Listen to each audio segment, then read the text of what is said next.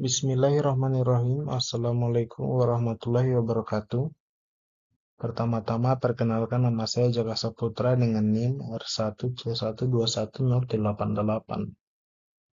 Pada kali ini untuk kemenangan tugas saya akan membahas mengenai materi tentang Mesozoikum, Kenozoikum, dan zaman kuarter. Baik, untuk gambaran umum, ada 3 era utama sejarah geologi. Yang pertama, Mesozoikum, di mana ia ini adalah zaman reptil dengan perkiraan 252 hingga 66 juta tahun yang lalu, didominasi dinosaurus dan Pangea mulai terpecah. Kemudian yang kedua, Kenozoikum. Zaman ini merupakan zaman kehidupan baru yang berkisar 66 juta tahun yang lalu hingga sekarang. Dominasi mamalia dan burung dan munculnya manusia. Kemudian yang ketiga, zaman kuarter, periode saat ini yang berkisar 2,58 juta tahun yang lalu hingga sekarang, ditandai dengan glasiasi dan evolusi manusia. Mesozoikum atau zaman dinosaurus. Mesozoikum yang berarti kehidupan tengah, berlangsung dari sekitar 252 juta hingga 66 juta tahun yang lalu. Era ini terkenal dengan dinosaurus yang mendominasi daratan, laut, dan udara. Superbenua Pangea mulai terpecah selama periode ini. Periode Mesozoikum terbagi menjadi beberapa bagian. Yang pertama, periode Trias, 252,17 hingga 201,3 juta tahun yang lalu. Munculnya reptil dan dinosaurus awal setelah kepunahan massal Perm dan Trias. Kemudian yang kedua, periode Jura, 201,3 hingga 145 juta tahun yang lalu. Ia ini merupakan puncak kejayaan dinosaurus, termasuk reptil laut dan terbang. Kemudian yang ketiga, periode Kapur, 145 hingga 66 juta tahun yang lalu.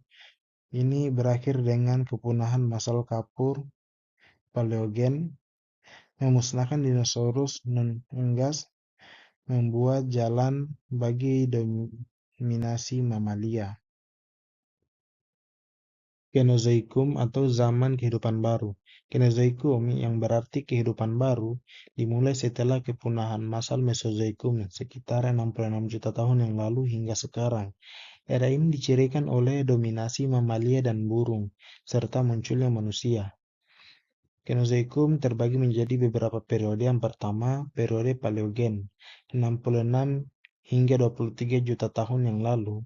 Perkembangan pesat mamalia dan burung setelah kepunahan dinosaurus. Kemudian yang kedua, periode Neogen, 23 hingga 2,6 juta tahun yang lalu. Ia meliputi zaman Miosen dan Pliocene, menyaksikan evolusi mamalia lebih lanjut. Kemudian yang ketiga, periode kuarter, 2,6 juta tahun yang lalu hingga sekarang. Bagian terakhir dari era Kenozoikum ditandai dengan glasiasi dan kemunculan manusia. Kemudian zaman kuarter atau periode saat ini. Zaman kuarter adalah periode geologi saat ini yang dimulai sekitar 2,58 juta tahun yang lalu dan masih berlangsung hingga sekarang. Zaman ini ditandai oleh peristiwa glasiasi atau zaman es dan perubahan iklim yang signifikan, serta evolusi dan penyebaran manusia modern. Zaman ini terbagi menjadi beberapa periode. Yang pertama, periode Pleistosen, 2,6 juta hingga 11.700 tahun lalu, terkenal dengan siklus glasial dan interglasial atau zaman es, menyebabkan munculnya gletser besar.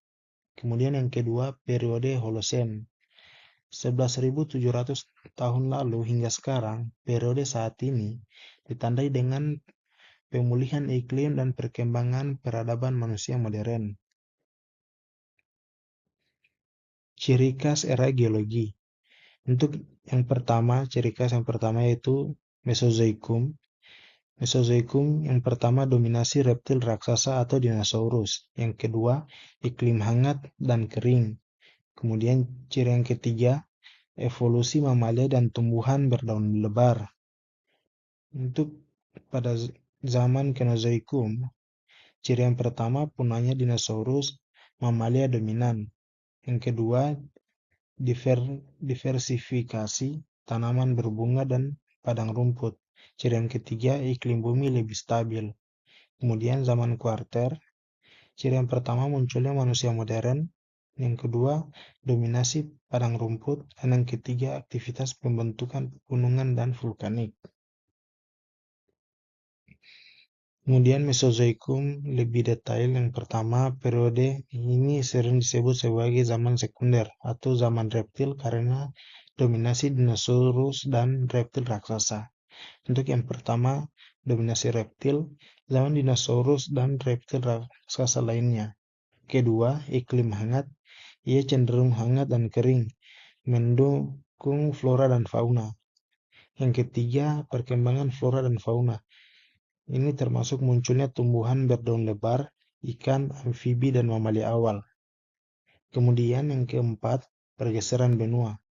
Benua-benua ini dimulai mengalami pergeseran.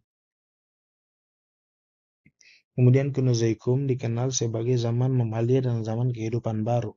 Era ini menyaksikan evolusi mamalia hingga menjadi bentuk modernnya, serta munculnya manusia.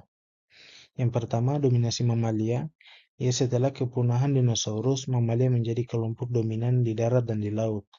Kemudian, keanekaragaman kehidupan. Ini termasuk terjadi diversifikasi tanaman berbunga dan pembentukan padang rumput. Kemudian iklim stabil, iklim bumi menjadi lebih stabil setelah zaman Mesozoikum, mendukung perkembangan kehidupan. Kemudian yang keempat, pembentukan pegunungan. Banyak pegunungan besar dunia terbentuk seperti pegunungan Alpen dan Himalaya. Kemudian zaman kuarter. Zaman kuarter sebagai bagian dari Kenozoikum dibagi lagi menjadi dua zaman dan ditandai dengan perubahan iklim yang drastis. Kemudian yang terakhir itu kesimpulan. Memahami era Mesozoikum, Kenozoikum, dan kuarter memberikan kita wawasan mendalam tentang evolusi kehidupan dan perubahan geologis bumi. Dari dominasi dinosaurus hingga munculnya manusia modern, setiap era menyisakan jejak yang membentuk dunia kita saat ini. Yang pertama, masa lalu, pelajaran dari kepunahan massal dan adaptasi spesies. Kemudian masa kini, memahami iklim dan geologi bumi saat ini, dan masa depan, proyeksi perubahan iklim dan dampaknya pada kehidupan.